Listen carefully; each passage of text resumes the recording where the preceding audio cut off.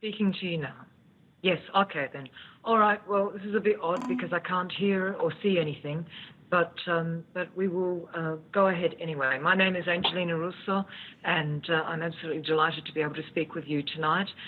Thank you very much to Europeana and to the National Library of Poland for inviting me to speak at this conference.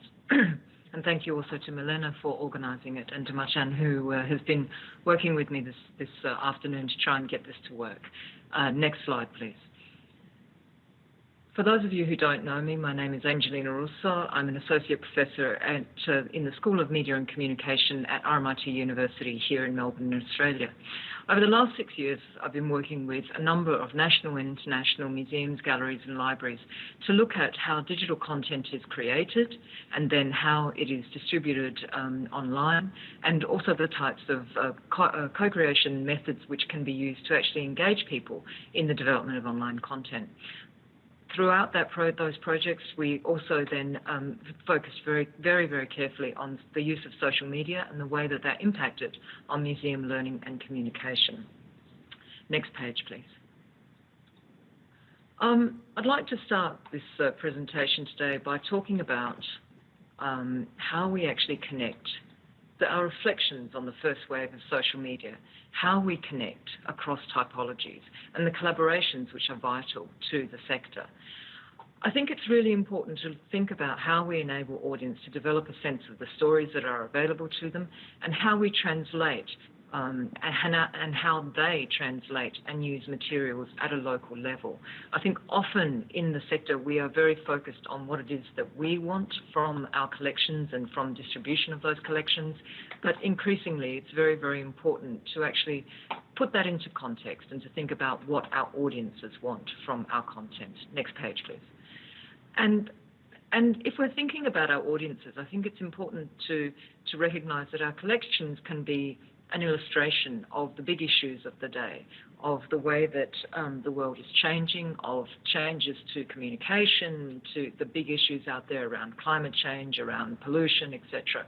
And that our collections, as I say, are a way of describing and illustrating many of these problems.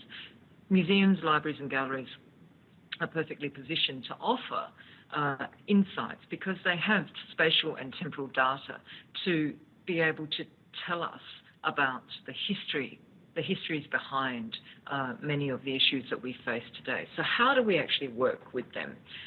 Next page, please.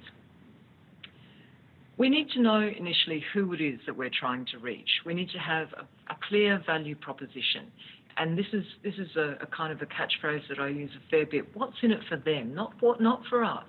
What's in it for them, the audience, when they engage with us, particularly through social media? Because social media provides a transparency and builds on goodwill. Next page. If we're looking then at relevance, how do we actually connect with relevant issues? How do we work with our audience, and what are our measures of success? Next page. I think initially it's really important to be listening to what our audiences say about us. Aggregation sites like Google Alerts, RSS feeds, etc. are the sorts of sites where you can actually look for the sticky issues, those sticky topics. If you are following a feed, you can see what people are talking about throughout the day or throughout the week, and you can think about what it is that you have within your collections that perhaps responds to that in some way. Next page. If you're following what people are actually saying out there in the world, then you're able to identify those sticky issues. So then it becomes a really important internal discussion within your organisation. What standpoint can a cultural organisation take if they want to then engage in the issues that are important to their audiences? And what value can they add by becoming part of a conversation? Next page. It's important to think that if you are an organisation and you're looking at how you take a stand, that you need to think about what avenues are available to you to do that. Is a statement through an internal or external blog an appropriate way? Is there a way that you can be interviewed or interview your staff members or your directors to connect, to actually kind of to be upfront about what it is that you are doing and the the importance and the recognition that that you as an organisation are willing to take a stand in this issue. Next page. Then, having decided internally what your approach to these issues might be, how do you then communicate that? Dissemination across multiple social media sites is really important, because you can capture the interest that you've discovered through listening, and you can then redistribute that and communicate it to your audiences. And by doing this, you're demonstrating that you are interested in an exchange. You're interested in both what they have to say, and you have something of value to offer to that discussion. Next page. By doing this, you now have you have a way of demonstrating relevance, both the relevance of you as an organisation to the issue, but also the relevance of the information you're offering your authority as a demonstration that what people are talking about is also relevant to you. In many ways, you now have a form of front-end evaluation for the topics which are of interest to the public and which you as a museum can contribute and add value to. Next page. Innovation is a really important aspect of this, so much so that next year we're actually running our 4th conference, Transformations in Cultural Communication, all around innovation, risk and play, because there are so many different models that are coming out around social innovation, public innovation, commercial innovation, and how do they then contribute to the types of communication practices that cultural organisations want to be part of. It's a very, very important point to consider. Next page. How also do you make museums relevant to the entire community? The Cooper National Design Museum is a Smithsonian institution based in New York. Every year they run the National Design Awards. Their focus is design, obviously. So for the museum to run a National Design Awards demonstrates that they are interested, engaged, and anticipating an exchange with the community that makes up their collecting materials. And here Desiree Rogers is talking about how you then take that commitment to a community and make that and ensure that that reaches out to broader audiences. Next page. So I think there are kind of three. I like to think about 3 ways that we can think about those next steps to identify potential projects: through experience, engagement, and environment. Next page. Engagement is really interesting because, particularly with social media, when we talk about things like Twitter, that's very much as a publication channel. It's very much about engagement. It's not really about participation. You're not really asking people to become involved in your Twitter feed. You're asking for a kind of a very superficial type of engagement, which is fantastic. And because at that level, if you've got people at least kind of contributing and becoming part of a conversation, you can start to capture and recognise those people within your community who are important, who are interested, and who are passionate about particular issues. Next page. Environment. You need to look internally at what resources you have available to you in order to undertake a social media strategy that is really focused on engaging with audiences in new ways. And there are kind of 5 things there. There's staff. You need to look at what staff you have available, what audiences are out there. Independent content creators is a really important one too, as are educators both internally and externally, and then other organisations that you might partner with. Next page.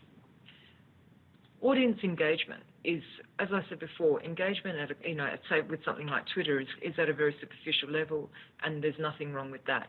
If you're actually looking for something that's a little bit more committed, then I think that there's a way of looking at who the content creators are and working with them to become beacons of cultural production for and in partnership with your organisations. To think about how you can create those, situate those creators as leaders and give voice to them and through them to their networks, thus bringing in new networks to your organisations. So what types of potential projects could you develop with your communities in order to really go from engagement to participation? So using that engagement as a stepping stone, to then move into more participation. Next page. Experience is something that you really need to think about, because not everything has to end in an exhibition or a website. Next page.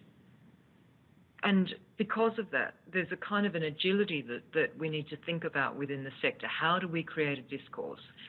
Sometimes agility in responding is more or just as valuable as scheduling an exhibition. So, for instance, in Australia, every year we have bushfires during the summer and floods. Now, we don't need to make an exhibition of bushfires or floods to demonstrate to the public that we have the information about the kind of spatial and temporal records about these floods. We can look at how we use social media as a way of kind of connecting and linking people to the resources that we have in a very simple way, without then having to kind of build something that's bespoke and very, very expensive. We can be quite strategic and really create a discourse which is equally as valuable as creating an exhibition, which takes a much longer lead time. Next page. How then do we evaluate the time and the effort that we put into social media and communication? I think it's really, really important to decide upfront what your measures of success will be for each experience. Next page. And the coordination then of that evaluation is around delegating ownership across the museum or across the organisation, and that actually does need to be led by someone. I think initially we were very keen, when we were very excited at the beginning of social media, we were very keen to kind of see everybody involved. I think now we're a bit more realistic and recognise that not everyone wants to be involved. So how do we actually build a team and ensure that someone's actually leading that team? Next page. So how do we put all of this into practice? We've had a quick look at environment, engagement, experience, and evaluation. Now I just want to go through three particular areas. The next page. I think in the short term, we can look at communication, how we direct visitors to our collection. So, for instance, how do we respond to topical issues in simple ways, say through Twitter, perhaps through Facebook, and really kind of in very, very simple, direct visitors to our collection. We see it all the time. The Imperial War Museum is actually very good at this. Every morning they put out a Twitter feed, a tweet that tells us that on this day in history, something happened, and that something is illustrated by a piece within their collection. So very, very simple. Campaigns are a really nice way of doing it too. How do you raise awareness of events which relate to that issue? By linking programs and events to topical issues. Facebook's a really good place for that. And it's also a way of you as an organisation demonstrating that you are interested in what other people have to say about particular issues, but also you're interested and engaged in the types of events that other networks are creating around particular issues. And you have something to add to that, which is that your collections can illustrate some aspect of it in the short term. Next page. In the medium term, it's really important to internally have that discussion around what critique actually means for your organisation. Not criticism, but critique. I don't think that criticism works very well in social media, particularly. I think it's a little bit like having someone who starts to be rude in your lounge room, and all you want to do is get rid of them. You know, I think that there's a professionalism and an expertise that comes out of cultural organisations, and I think that we need to demonstrate that through social media by offering those in-depth analysis of topical issues of the day. You know, offering some sort of blog postings, say, which give historical context to important issues, and then using the collection as a way of illustrating that. And through that, in the medium term, to have conversations with our networks and do that on reputable sites. So because you've gone through this structure of locating your content creators, of engaging in a very kind of simple way, you now have an understanding of what the reputable sites are, and by you as an organisation contributing content to those sites, you're engaging with passionate and engaged people. You're also demonstrating your commitment to the exchange. It's a little bit like having a puppy. Once you've got the puppy at Christmas, everyone's excited, and then everyone kind of loses interest, and then you want to go on holiday. You can't leave the puppy. You still have to do something, you have to be responsible for the puppy. Once you've got people interested in you as an organization and you started to speak with them on Twitter or blogs or through Facebook, you can't just leave it there. You actually have to be quite strategic now, I think, about how you engage with them on their terms as well, on their sides. And that demonstrates that you are in fact interested in a long-term investment, which in the end, obviously, that then plays out in different ways. Next page. In the long term, then, because you've demonstrated that because you've gained trust in a media that's actually quite difficult to trust in, you are now in a position where in the longer term you can develop co-creation programs that between you and your organization and the public, where you can actually connect your online and on-site activities with new communities, your collections with public interest. But I think early on we were very keen to start with this long-term connection, start with long-term co-creation. And particularly online, we spent a lot of money setting up these bespoke systems to try and engage people without actually having an audience to engage with. So what I'm offering here is, a kind of a strategic approach to how you actually bring people in, hold on to them, demonstrate interest by being interested in what's important to them, and then through that start to build the trust, maintain your, in fact, even add value to your expertise and to your authority, if you like, and then start to develop co-creative programs with them. Next page. So in terms of experience, this one's easy. Most organizations have determined what they want. So you need to find out what your organization aims for, and you need to work with that. Next page. In terms of environment, it's often a lot trickier. It's about looking at what you currently do and how you can connect the dots so that your online and on-site experiences match up. So this is a kind of, next steps type of thing. It's very, very important to have these conversations internally, because if you don't, you end up with a whole lot of ideas that can really never go anywhere because you don't have that engagement up front. Next page.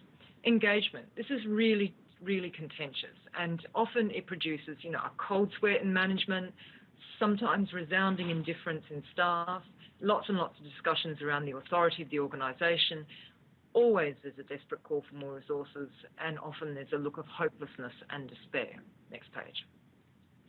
But I think that if you're actually setting up your evaluation up front, then you are able to, in many ways, answer the questions that come from the engagement issue.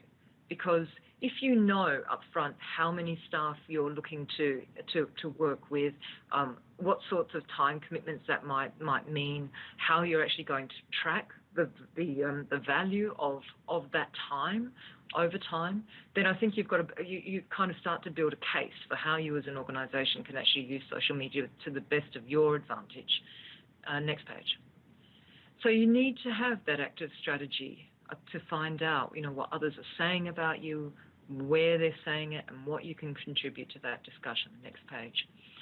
So in order to make all of this happen, what you will often need, the most common response is, I need more time, I need training, I need more staff, I need senior management buy-in. And yes, it's true, you do need all of those things, but you don't necessarily need them all at once. And I think that if you can be a bit more strategic up front, to take that time to actually plan short, medium and long term with a really focused audience in front of you who you know are engaged, you spent time engaging them, interacting with them, demonstrating the value that they bring to you and offering some value to the types of discussions that they have, then you've got the ability to make this happen. Next page. Because there's more than that you need. You actually do need commitment, not just from senior down. You need it from top down and bottom up. You kind of need commitment.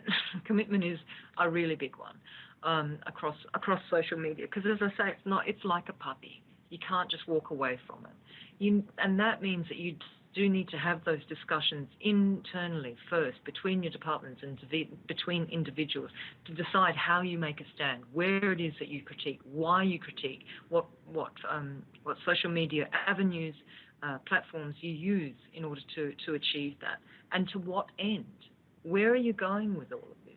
Because if you don't have those conversations up front, you can end up spending a lot of time and getting quite disgruntled because it's not coming. Because connection is what matters to the public, and cooperation is what we need to achieve our policy aims. Next page. So if you're interested in joining the conversation, some of you might be familiar with Museum 3. It was a social network for about 3.5 years until we became too big and we became a not-for-profit organisation. You can find us there, and we have actually today just released details about our up-and-coming conference next year. So anyone who'd like to travel to Australia, please contact me here at one of these places and let me know whether you're coming along, because I would love to be able to see you, because at the moment I see nothing and I can hear nothing either. So I hope this was of value, and I hope you have a lovely, lovely day. Thank you.